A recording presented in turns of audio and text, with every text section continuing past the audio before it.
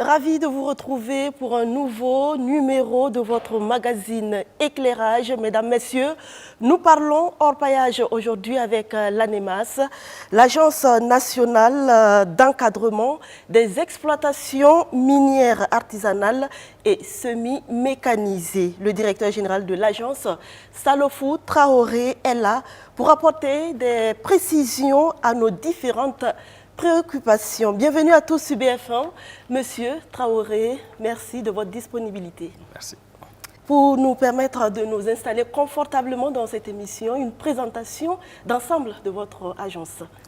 L'Agence nationale d'encadrement des exploitations minières artisanales et semi-mécanisées est une agence qui a été créée donc, en novembre 2015 et qui a pour mission essentielle donc, 3 axes. Il y a d'abord lutter contre les effets néfastes de l'exploitation minière sur l'environnement.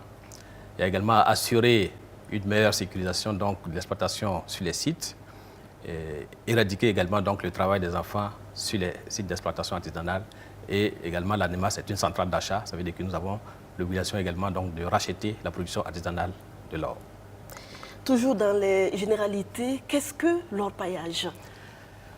L'orpaillage, il faut dire que c'est...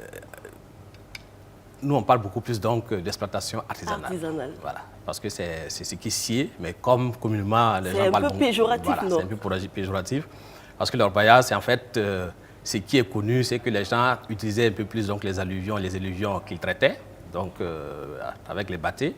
Mais au niveau donc, du code minier du Burkina Faso, on parle donc de l'exploitation minière artisanale. Et qu'est-ce que c'est? L'exploitation artisanale, c'est une exploitation qui ne fait pas recours donc, à des techniques ou des méthodes mécaniques. C'est-à-dire que c'est une exploitation qui est assez rudimentaire. On utilise juste des pioches, des pelles et une exploitation qui tient compte donc, de la nature du terrain. Ça veut dire que vous ne pouvez pas descendre jusqu'à une certaine profondeur. Dès qu'il y a quand même des accidents, des risques d'éboulement, vous devez arrêter donc, cette exploitation. Donc c'est assez sommaire comme exploitation, c'est-à-dire qu'il n'y a pas de procédé mécanique utilisé donc, au niveau de l'exploitation artisanale. On a compris cela, ça veut dire que la mine mécanisée, c'est tout à fait le contraire de la mine artisanale. Oui. Mais à côté, on parle de mine semi-mécanisée. Oui. Qu'est-ce que c'est?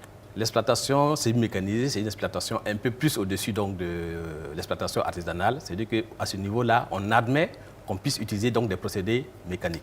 Ça veut dire que vous pouvez utiliser donc,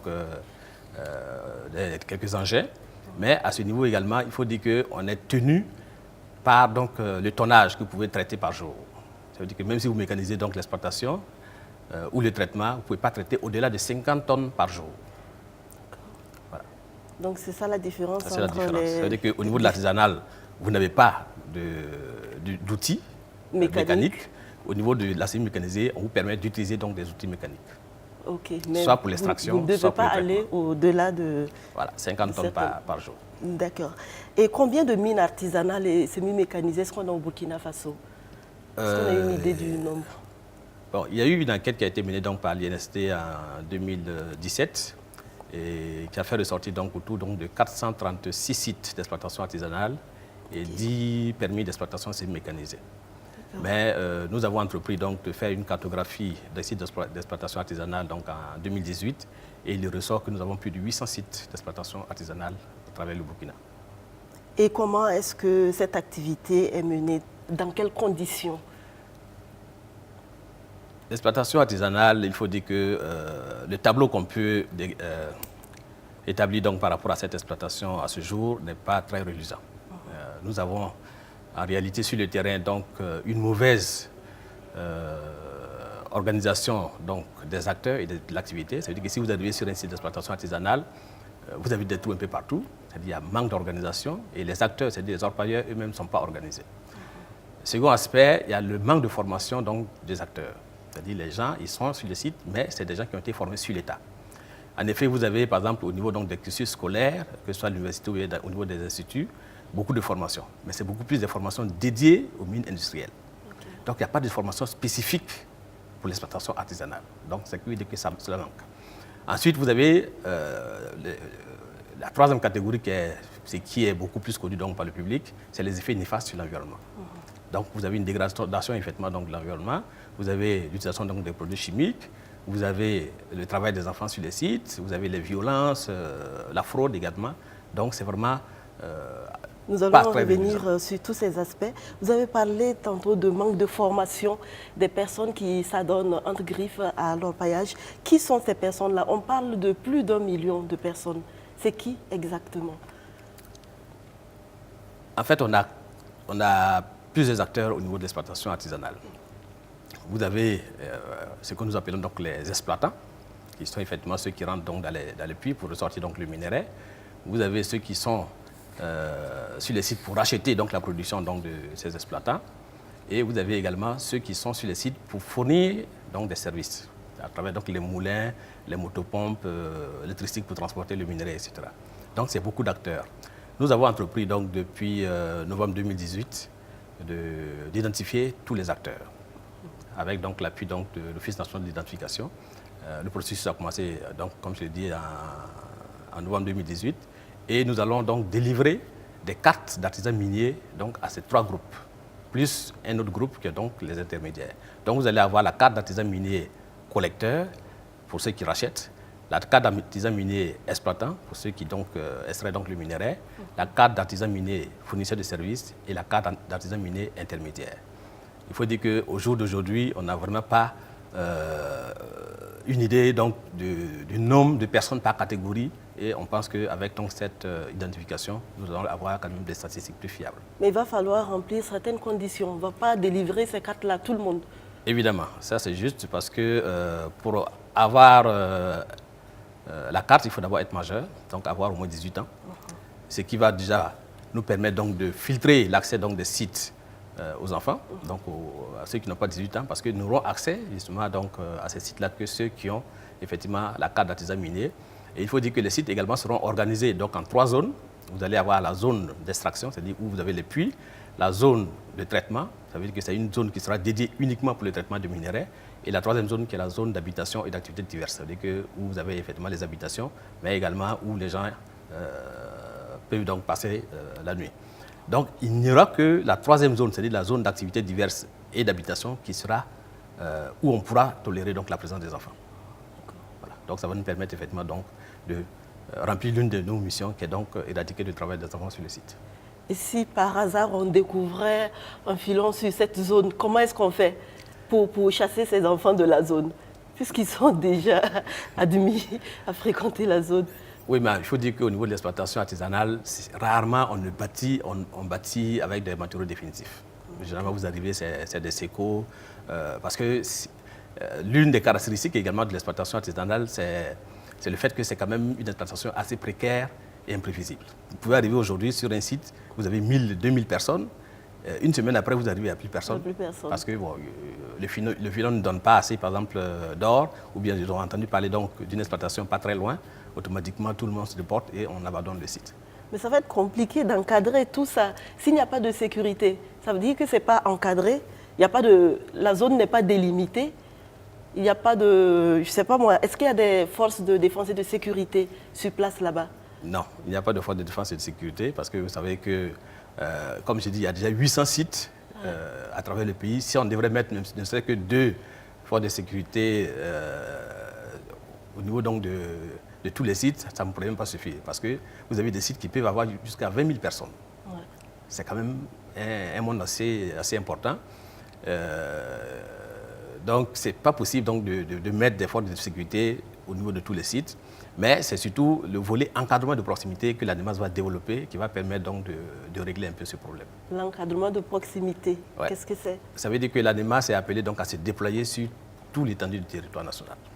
D'accord. Être à proximité donc des sites d'exploitation artisanale. Pour un suivi régulier. Exact. Un suivi régulier et de proximité pour pouvoir conseiller donc ces exploitants sur donc les bonnes pratiques en matière d'exploitation.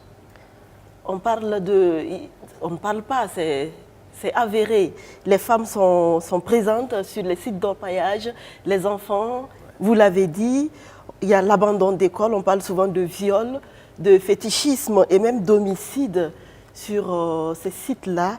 Quelle est la situation exacte aujourd'hui? C'est assez difficile parce qu'on n'a pas de statistiques. Il faut dire que l'État est absent donc, de l'encadrement de l'exploitation artisanale depuis 2004. Depuis la liquidation donc, du comptoir burkinabé de métaux précieux, l'État a donné donc, des autorisations, en fait, des autorisations d'exploitation artisanale à des individus. Il y a des comptoirs également qui ont été donc, créés, qui ont donc l'agrément pour l'achat et la vente. Donc, il appartient donc aux détenteurs d'autorisation d'exploitation artisanale de faire respecter un certain nombre de mesures sur les sites.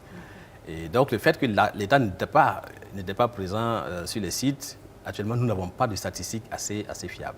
Mais il faut reconnaître effectivement que sur les sites, du fait qu'actuellement, on a beaucoup de jeunes quand même, je pourrais dire désœuvrés, qui y sont, il faut dire que l'exploitation artisanale, aujourd'hui, on pense que c'est la deuxième activité pourvoyeuse d'emploi après l'agriculture. Donc, il y a suffisamment donc, de jeunes sur ces sites. Et vous savez que lorsque beaucoup de jeunes se retrouvent sur un même site, il peut y avoir tous les abus. Voilà, il peut y avoir tous les abus. Donc, les viols, ce n'est pas exclu. Les violences, ça, c'est certain. Parce que, bon, il faut dire que ces jeunes-là, quelquefois, sont obligés donc, de prendre des stupéfiants pour pouvoir travailler. Et donc, évidemment, n'étant pas souvent maîtres de leurs actions, il peut y avoir donc, des dérapages. L'activité est très mal vue en général en raison de sa dangerosité. Vous l'avez évoqué, les éboulements sont légion. Qu'est-ce que l'ANEMAS fait pour minimiser les risques? Au niveau des éboulements, il y a déjà quand même, depuis 2009, il y a un arrêté interministériel qui interdit donc l'exploitation artisanale pendant la saison hivernale. Cela a pour deux objectifs essentiels, parce qu'on a constaté effectivement que pendant cette période donc, de pluie, les risques d'éboulement sont assez élevés. Mais secondo, c'est pour permettre que ceux qui sont sur les sites d'exploitation artisanale puissent aller cultiver. Parce que quand même, quoi qu'on dise, même si vous vendez votre or, que vous n'avez pas de produits vivriers pour acheter, ça pose problème. Donc c'était ça. Donc actuellement, nous, chaque année, à la période donc, indiquée, nous rappelons donc cette interdiction à travers donc, les médias et nous faisons également donc, des sorties sur le terrain pour vérifier effectivement le respect. Est-ce que c'est respecté? C'est la question que j'allais vous poser.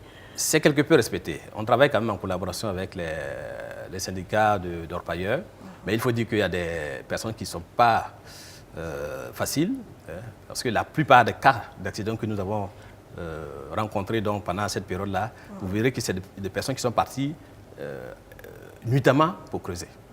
C'est-à-dire que pendant le jour, vous arrivez, le site est désert et c'est la nuit que ces personnes-là se cachent pour rentrer dans ces trous-là et malheureusement, il y a donc des décès. Vous l'avez dit tout à l'heure, l'orpaillage occupe beaucoup de personnes. C'est la deuxième activité pourvoyeuse d'emploi. Est-ce que vous avez une idée du chiffre d'affaires de l'or produit par l'orpaillage? Je vais me baser toujours sur l'enquête qui a été menée donc, par l'INSD en 2016, qui estime que la production artisanale d'or est d'environ 9,5 tonnes. Donc si on part donc de ce chiffre, ramené donc aux royalties qui est autour de entre 3 et 5%, si on prend même une moyenne de 3,5%, ça veut dire qu'on devrait dégager autour donc, de 8 milliards comme royalties pour l'État. Okay. Mais la vente donc, de ces 9 tonnes et demie a généré 232,2 milliards de francs CFA pour l'économie. Ça veut dire que même si les 8 milliards ne sont pas rentrés dans la caisse de l'État, en fait au niveau du Trésor, mais les 232 milliards, ça au moins on sait que c'est les orpailleurs qui les ont perçus et ça a été donc injecté dans l'économie nationale. Et donc l'État ne gagne pas forcément avec cette activité qui n'est pas vraiment encadrée. L'État gagne parce que... Mais il aurait pu gagner plus. Oui, l'État aurait pu gagner plus, effectivement, si on n'avait pas une fraude assez importante dans le sous-secteur. Parce que si, par exemple, les 9,5 tonnes qui ont été produites, il ressort que sur les sites, il n'y a que 2,7 tonnes qui ont été récoltées par les acheteurs. Ça veut dire que déjà à ce niveau, on sent qu'il y a une partie donc, de la production qui échappe au circuit formel.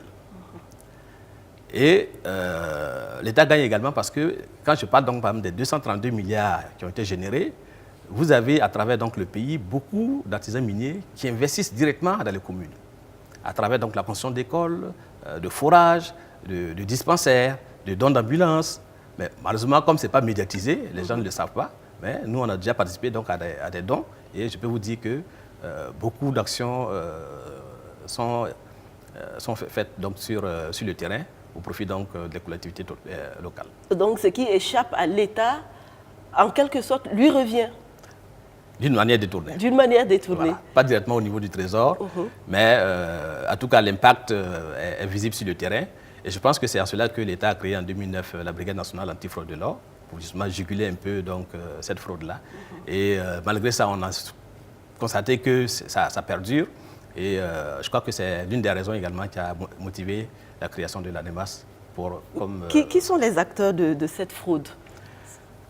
Les acteurs de cette fraude, il faut dire que dans le circuit donc, de commercialisation, vous avez d'abord l'exploitant, c'est-à-dire celui qui rentre dans les trous, qui sort du minerai. À ce niveau, nous pensons que lui, ce qui l'intéresse quand il sort du trou, c'est de vendre sa production. Donc, il n'est pas très intéressé par la fraude. Il n'a pas trop les moyens. Okay. Par contre, la chaîne va commencer à partir des collecteurs qui sont installés sur les sites. Parce qu'eux, ils rachètent au niveau donc, des artisans miniers. Ils vont aller revendre soit à un comptoir agréé, soit en tout cas à quelqu'un d'autre. Et c'est le circuit donc d'achat entre le collecteur, le comptoir agréé ou l'exportateur. C'est à ce niveau que les choses échappent un peu à l'État. Vous l'avez dit, les orpailleurs gagnent beaucoup d'argent. Ils investissent un peu dans les communes. Comment faire pour décourager ces jeunes qui veulent facilement et rapidement avoir l'argent? Parce qu'ils se disent que c'est là-bas pour se faire des sous rapidement, c'est sur les sites d'orpaillage. Comment faire pour les décourager? Non, je pense qu'il ne faut pas les décourager parce que l'exploitation artisanale, c'est une activité. C'est-à-dire qu'il faut plutôt travailler à mieux les encadrer, à mieux les former. Je parle surtout des enfants qui abandonnent l'école pour se faire des sous sur les sites d'orpaillage. Oui, ça effectivement. Pour souvent prendre soin même de leur famille. Oui. Non, là c'est une préoccupation parce que le problème des enfants est plus complexe qu'on ne le pense. Nous avons eu déjà plusieurs fois des échanges avec certaines ONG qui interviennent déjà dans le domaine. Mais il faut dire qu'il y a deux catégories d'enfants qu'il faut distinguer sur les sites d'exploitation artisanale. Vous avez les enfants, effectivement, dont les parents y sont. Donc, pour les vieux sites, les enfants même sont nés donc, sur ces sites-là. Donc, ce site-là devient pratiquement leur village. Donc, ils ne savent pas où aller. Donc, ça, c'est le premier groupe. Mais tu as le second groupe, effectivement, qui concerne les enfants qui viennent d'ailleurs ou bien qui abandonnent les études et qui viennent à la recherche donc, de sous. Et c'est à ce moment-là que, effectivement, l'encadrement doit être assez rigide pour éviter que ces enfants-là ne puissent avoir accès au site. Parce que quoi qu'on dise, la place d'un enfant, ce n'est pas sur les sites d'exploitation artisanale, mais c'est vraiment au niveau de l'éducation. L'ANEMAS, en somme, est née pour réorganiser le circuit de la commercialisation de l'or produit par l'orpaillage. Qu'est-ce qui a été fait jusqu'ici? Ce qui a été fait déjà par rapport au circuit de commercialisation, c'est que par le passé, pour l'exportation de l'or produit artisanalement, il fallait payer les royalties au même titre que les mines industrielles. Ça veut dire que 3 à 5% du coût mondial. Depuis 2017, ils ont une fiscalité allégée. Donc, tous les exportateurs qui passent donc, par le biais de l'ANEMAS pour leur exportation payent 200 francs par gramme. Ça veut dire qu'auparavant, il fallait payer autour de 600 000 francs le kilogramme pour sortir de l'or. Aujourd'hui, passer par l'ANEMAS, vous payez 200 000 francs pour 1 kilo à exporter. Ça, c'est d'abord le premier aspect. Secondo, l'ANEMAS également un guichet unique. Ça veut dire que beaucoup de formalités vont se faire donc, au niveau donc, de l'ANEMAS. Donc, ça va permettre donc, de ne pas se disperser. Et également, le fait que nous soyons une centrale d'achat, nous allons pouvoir collecter donc, l'or produit artisanalement au profit donc, du budget de l'État. Et cette activité va se mettre courant 2019. Justement, j'allais vous demander les actions que vous allez entreprendre cette année et les années à venir. Cette année, ça va être d'abord l'opérationnalisation de l'achat de l'or au niveau donc, de l'ANEMAS, mais également on va poursuivre l'identification des artisans miniers parce que vous savez que dans la chaîne de collecte, dans la chaîne donc, de commercialisation, il y a les collecteurs. Et à travers donc, les cartes que nous allons délivrer, nous allons identifier tous les collecteurs. Et il leur sera remis donc, des registres de suivi, donc, ce qui va nous permettre de savoir quelle quantité d'or a été collectée sur tel site et à qui cette quantité a été vendue. Bien entendu, l'ANEMAS étant également acheteur, normalement, on devrait privilégier donc, la vente auprès donc, de l'ANEMAS. Et également au mois de février, il est prévu donc, la mise en place donc, de la structure de prix. Parce que tous les sites qui sont couverts donc, par l'ANEMAS, il est fait obligation à l'ANEMAS d'encadrer les prix donc, sur ces sites-là. Donc la structure de prix va être définie courant février. L'une de vos missions consiste en la lutte contre les effets néfastes de l'orpaillage sur l'environnement. Est-ce que vous pouvez nous parler de cet aspect-là, notamment la réhabilitation des sites d'orpaillage? Il faut dire qu'au niveau donc, de l'environnement, on a plusieurs aspects. Il y a d'abord, au moment donc, de l'exploitation même des sites, vous savez que les artisans miniers sont obligés donc, de construire des huttes. Donc ils coupent donc, déjà le bois pour pouvoir construire donc, ces abris. Et ensuite, au niveau donc, des puits, quelquefois, il faut faire des soutènements. Il y a également donc, l'utilisation donc, du bois.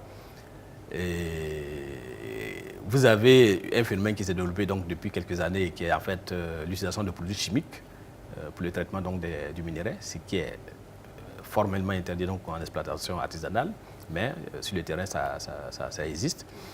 Donc, la première phase, c'est d'abord, chaque année, amener donc, les orpailleurs à faire donc, des reboisements sur le terrain. L'année dernière, à la cérémonie de fermeture donc, de la campagne à Karantenga, donc, dans la commune de Guibaré, nous avons procédé donc, à la mise sous terre de plus de 500 plants. Et cette année, il est prévu autour de 3000 blancs que nous allons mettre en terre, bien sûr par l'ANEMAS, mais en accompagnant également donc, les artisans miniers sur le terrain en mettant à leur disposition donc, ces plants. Okay. Le deuxième volet, c'est la réhabilitation. Au niveau de la réhabilitation, il faut dire que la question est plus complexe parce que vous savez que l'orpaillage démarre de façon spontanée. C'est-à-dire que c'est quelqu'un qui arrive, il découvre juste une pépite et puis il commence à creuser, tout le monde, c'est la ruée. Et à un certain moment, ils peuvent quitter le site. Ils vont ailleurs. Donc vous pensez que le site est fini. Mais il suffit que quelqu'un d'autre passe là et qu'il trouve quelque chose, tout le monde revient. Donc c'est de savoir quand est-ce qu'on va dire que le site est en fin d'exploitation. C'est ça la question.